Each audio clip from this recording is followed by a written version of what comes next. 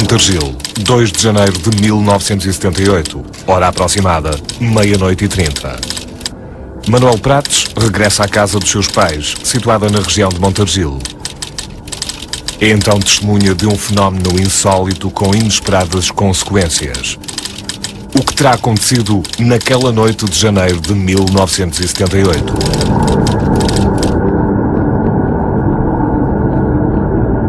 O nosso encontro imediato de hoje refere-se a uma situação ocorrida no dia 2 de janeiro de 1978, no interior rural alentejano, perto de Montargil. É uma situação interessante, específica, em que ocorre um estado alterado de consciência, que é, aliás, o principal eixo motivador desta narrativa. O essencial que fica é que ocorre uma hora de blackout da memória da testemunha, em que ela perdeu completamente o sentido da sua experiência. Vamos ver. Naquela noite de segunda-feira, Manuel Prates foi ver o filme Um Violino no Telhado a uma coletividade na região de Montargil.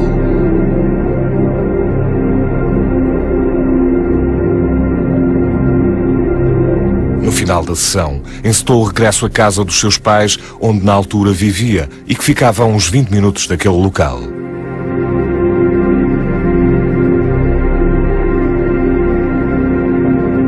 O caminho era escuro e sem iluminação elétrica, mas Manuel Prates já estava habituado a percorrê-lo.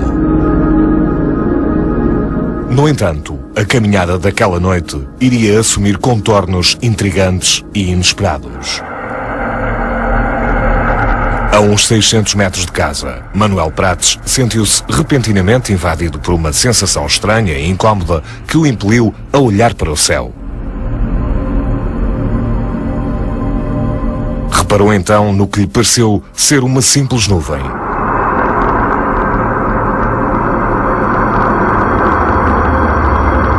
No entanto, ao observá-la melhor, verificou que aquela nuvem era diferente de todas as outras.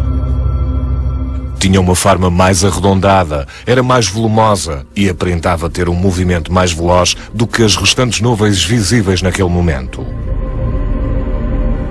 Intrigado, Manuel Prates parou para melhor poder analisar aquela estranha formação. Nesse momento, o luar incidiu sobre ela, tornando-a mais brilhante. Manuel Prates ficou então completamente perplexo com o que observou. O que à primeira vista lhe tinha parecido ser uma simples nuvem, era na realidade uma espécie de massa gelatinosa que rodava lentamente sobre si própria. Incrédulo, Manuel Prates manteve-se de olhos fixos naquela estranha formação e aos poucos começou a sentir-se estranho, como se estivesse a ficar cada vez mais leve, mais leve, mais leve.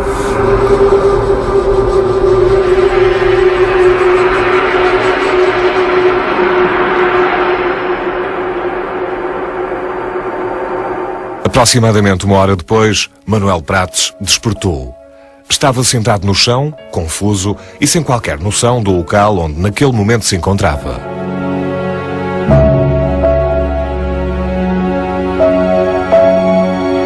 A sua roupa estava suja de terra e lama, o que indiciava que teria estado deitado no chão. Ao olhar à sua volta, apercebeu-se então de que estava a aproximadamente 80 metros de distância do local onde teria avistado a tal estranha massa gelatinosa. Tentou então recordar-se de como teria percorrido aquela distância. No entanto, sentia como que um vazio na sua cabeça e a sua última recordação era a do avistamento da estranha massa gelatinosa no céu. Ainda cambaleante, Manuel Prates dirigiu-se então para casa.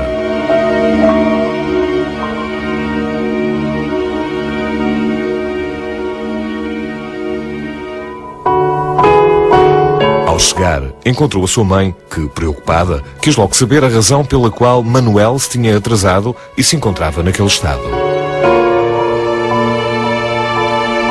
Manuel Prates começou então a querer relatar à sua mãe a situação estranha em que tinha estado envolvido. Mas por mais que tentasse expressar uma frase com alguma lógica, Manuel só conseguia proferir palavras soltas, sem qualquer significado. Pensando que o seu filho estivesse a brincar, a mãe repetiu as mesmas perguntas. Manuel Prates respondeu-lhe novamente com um chorrilho de palavras sem nexo. A mãe de Manuel começou então a ficar preocupada com o estado mental do seu filho. Com um grande esforço, Manuel Prates começou aos poucos a juntar algumas palavras simples, conseguindo finalmente dar algum sentido às frases que proferia. Conseguiu então contar à sua mãe os estranhos acontecimentos por si vividos naquela noite de janeiro e para os quais, 30 anos depois, Manuel Prates ainda não consegue encontrar uma qualquer explicação lógica. Com 17 anos de idade, nessa altura, 2 de janeiro de 78, existia ainda aqui uma coletividade aberta que era a qual se chamava a Sociedade. Era aí que nós costumávamos ocupar o nosso tempo até à altura, até começar o cinema. Nesse dia, mais precisamente, era o filme Um Violino no Telhado. Acabado o filme, portanto, meia-noite e meia, eu dirigia-me a pé, que é nos arredores de Montarzil, a cerca de entre 6 e 7 km. 20 minutos mais tarde estaria em casa. Era uma estrada de terra batida, com muitas árvores, sem luz elétrica, portanto uma zona muito escura. Mas eu desde os 12, 13, 14 anos fazia aquele trajeto.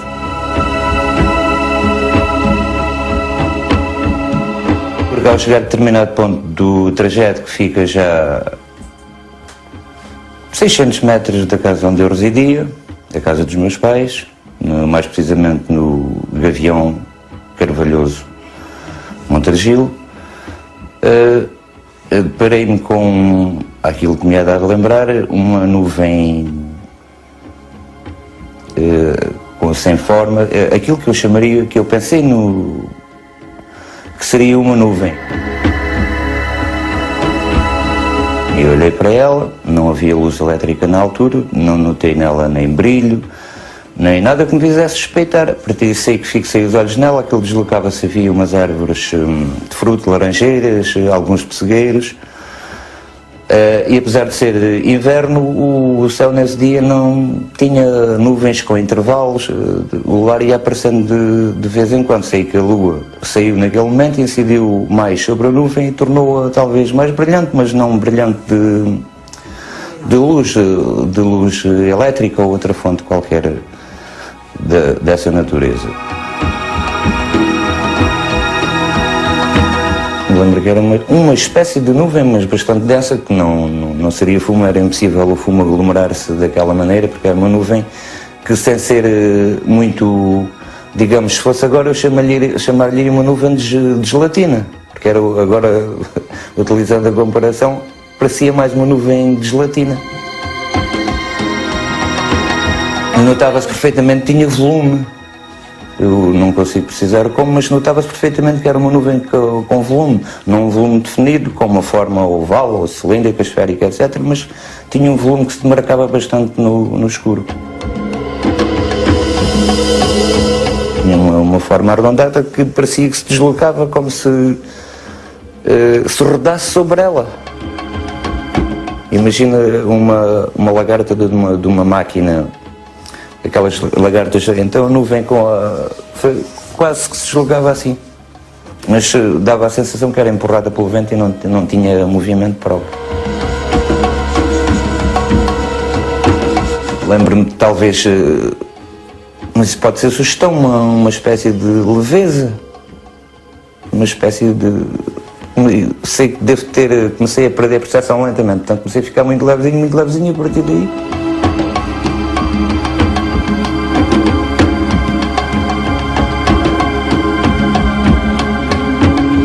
Sei que o registro seguinte é, e sem saber ainda da diferença horária, sei que acordei sentado ou deitado, um pedacinho alameado, porque esse tempo ainda chovia muito, como chove, eu hoje digo que também estava assim por acaso. Mas sei que estava ligeiramente sujo, como se tivesse dormido no chão.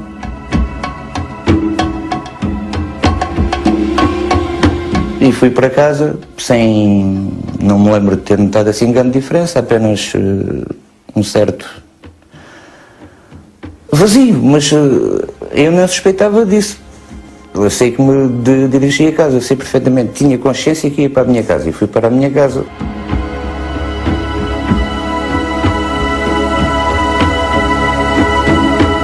Quando lá cheguei, já a minha mãe, que não estava habituada a que eu demorasse tanto tempo, já estava preocupada, já tinha saído de casa, tinha percorrido lá os arrabalos à volta à minha procura e já estava à minha espera.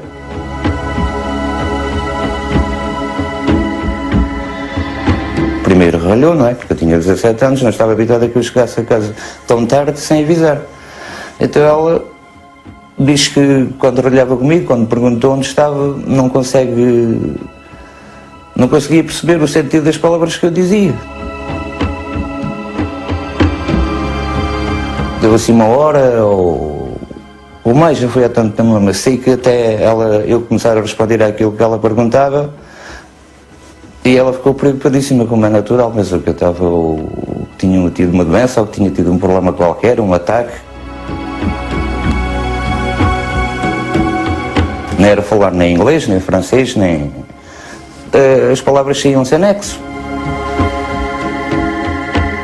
Durante algum tempo eu fiquei preocupado, não pelas minhas recordações, mas por algumas palavras que a minha mãe tentava reproduzir e não sabia o significado delas. Eu pensei, se calhar tive um ataque cardíaco ou uma coisa qualquer. Na altura, lembro-me, comprei até livros para ver se conseguia encontrar uma coisa parecida com a minha, para estabelecer uma comparação, mas não. Vi muitos registros de muitos testemunhos de pessoas, mas nunca consegui encontrar assim nenhum muito parecido com o meu. Por viver num meio rural e com medo dos comentários que pudessem ser feitos acerca da sua sanidade mental, Manuel Prates preferiu não divulgar os estranhos acontecimentos daquela noite. No entanto, a sua curiosidade acerca do que realmente lhe teria acontecido não desapareceu e fez com que, alguns anos mais tarde, viesse a estabelecer um contacto com o STEC, Centro Transdisciplinar de Estudos da Consciência, contacto esse agora recordado pelo professor Joaquim Fernandes. Recordo-me que o primeiro contacto com a testemunha deste caso, Manuel Prates, ocorreu sensivelmente meia dúzia de anos depois da sua experiência. De facto, tive a ocasião de me encontrar aqui no Porto com ele e estabeleci, de facto, enfim, uma relação de confiança com a testemunha e com o seu testemunho. Não me pareceu que a sua narrativa fosse, de alguma maneira, forçada. Antes, pelo contrário, pareceu-me completamente desinteressada, portanto, sem procurar obter alguma compensação pelo facto de ter protagonizado uma experiência que eu não soube explicar. A descrição de Manuel Prates sobre o fenómeno que está no epicentro da sua experiência também assume alguns contornos familiares, ou seja, faz parte daquele conjunto de descrições onde objetos nebulosos, mais ou menos bizarros, mais ou menos estranhos, se movimentam, inclusive em sentido contrário à direção do vento, por exemplo, ou assumem, por exemplo, velocidades bastante superiores àquelas que o vento consegue alcançar. O facto deste tipo de objeto se assumir de contornos indeterminados, nebulosos, indefinidos, tem uma leitura interessante do ponto de vista do sagrado, do próprio sentido religioso que o objeto nuvem pode assumir. É de facto um fenómeno que está muito ligado, por exemplo, às epifanias, ou seja, às aparições de entidades celestes das grandes religiões. Por exemplo, a epifania de Alá, na sombra de uma nuvem, está perfeitamente evocada no Corão. Assim como Javé teria confidenciado a Moisés quando diz: eu virei a ti na espessura de uma nuvem. Portanto, nós temos aqui vários indícios curiosos que fazem a ponte entre o sagrado, de uma maneira geral, e os fenómenos laicos contemporâneos. Uma outra hipótese relativa à estranha massa nebulosa avistada por Manuel Prates foi a de que esta poderia ter sido resultante da ionização da atmosfera, provocada pela queda de um meteoro. Mas associar isso a meteoros é muito difícil, porque a parte da ionosfera está muito alta. A ionosfera está muito alta. Nós não estamos na ionosfera terrestre. A ionização que eles fazem em alta velocidade está muito localizada no sítio onde passam. Provoca ionização, mas na parte baixa da atmosfera a ionização que é feita, passado uns segundos, desaparece porque voltam a apanhar eletrões, recombinam e tornam-se neutros. Na impossibilidade de ser efetuada uma análise profunda à natureza da estranha massa gelatinosa observada por Manuel Prates, a investigação deste caso concentrou-se então na avaliação psicológica da testemunha e do seu relato. O que se passa aqui é que alguma coisa aconteceu, não interessa.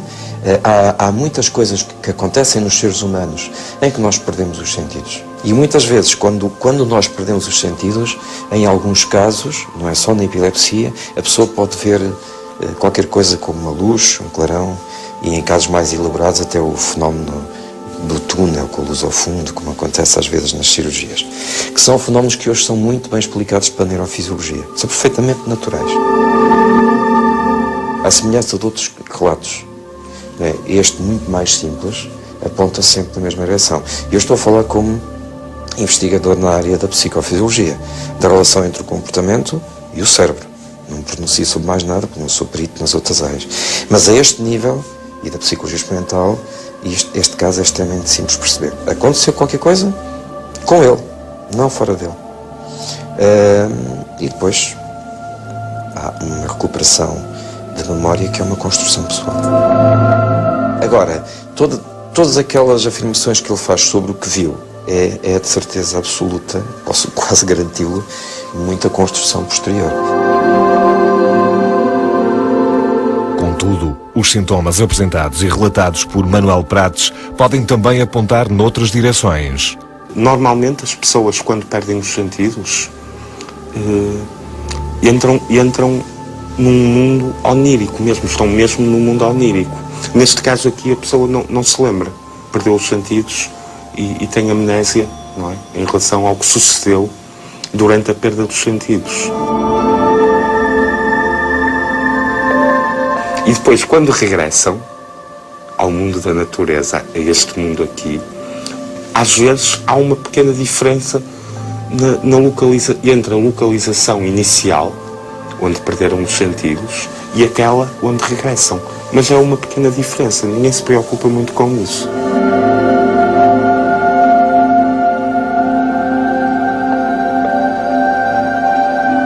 E a dificuldade articulatória parece-me que também é natural, porque ele perde os sentidos, não sabe o que se passou durante essa perda de sentidos, tem amnésia, e é natural. Quer dizer, não é mais estranho ele perder os sentidos ou ter dificuldades articulatórias pós perda de sentidos. Quando nós temos estas dificuldades de linguagem, efetivamente há aqui neste caso de Montargil este registro de dificuldades de linguagem, estas dificuldades podem ter sido uma reação aguda a uma situação emocional bastante intensa que ele terá vivido. E, efetivamente, no próprio registro, o Sr. Manuel Prates comenta ou refere a existência de um medo intenso e, portanto, isto pode ter despoletado esta perda de consciência. Portanto, há uma reação aguda a uma situação de stress psíquico. Não é? Poderá ter estado na base destas dificuldades de linguagem.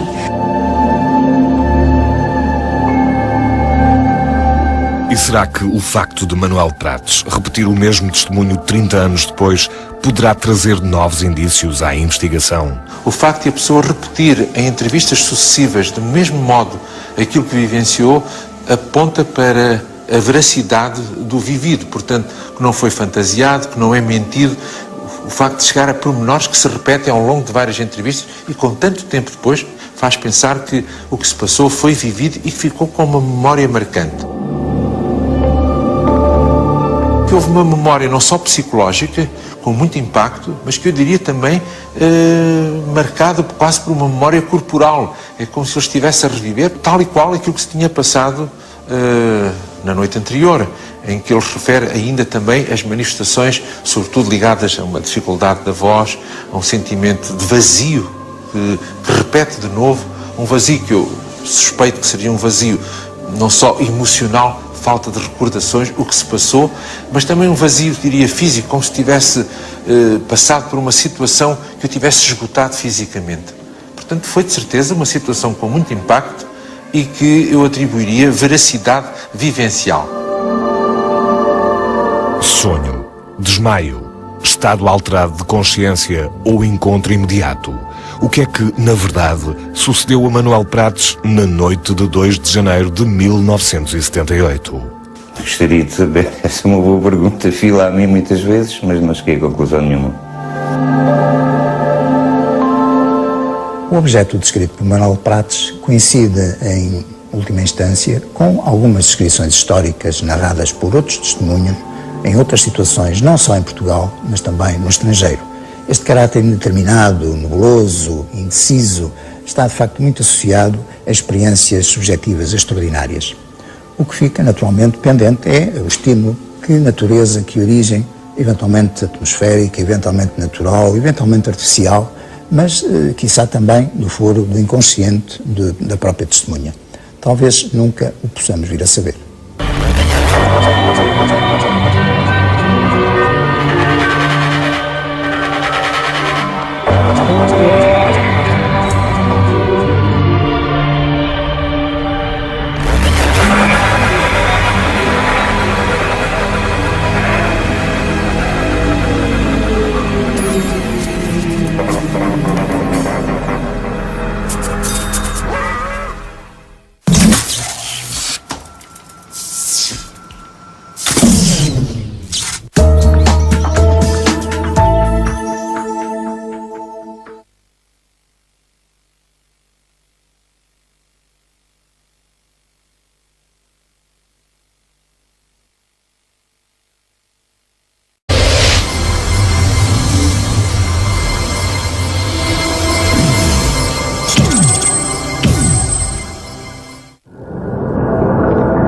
Montargil, 2 de janeiro de 1978, hora aproximada, 00:30. Manuel Prates regressa à casa dos seus pais, situada na região de Montargil. É então testemunha de um fenómeno insólito com inesperadas consequências. O que terá acontecido naquela noite de janeiro de 1978?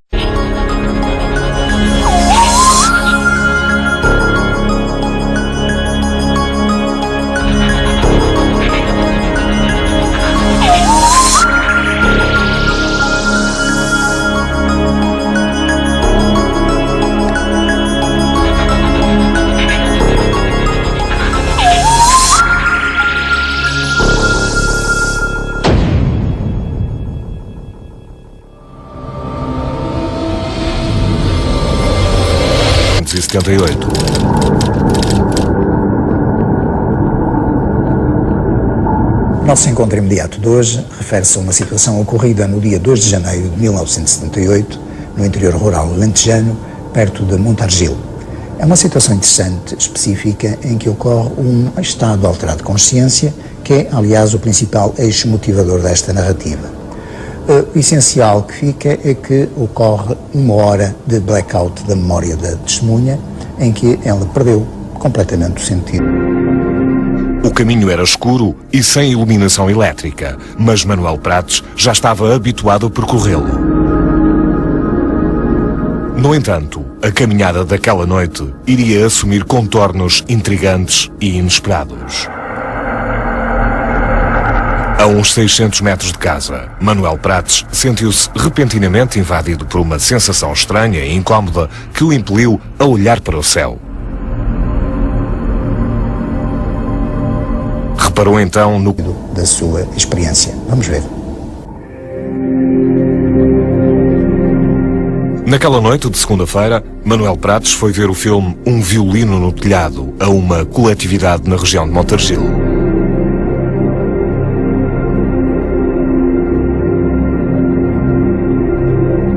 final da sessão, encetou o regresso à casa dos seus pais, onde na altura vivia e que ficava a uns 20 minutos daquele local.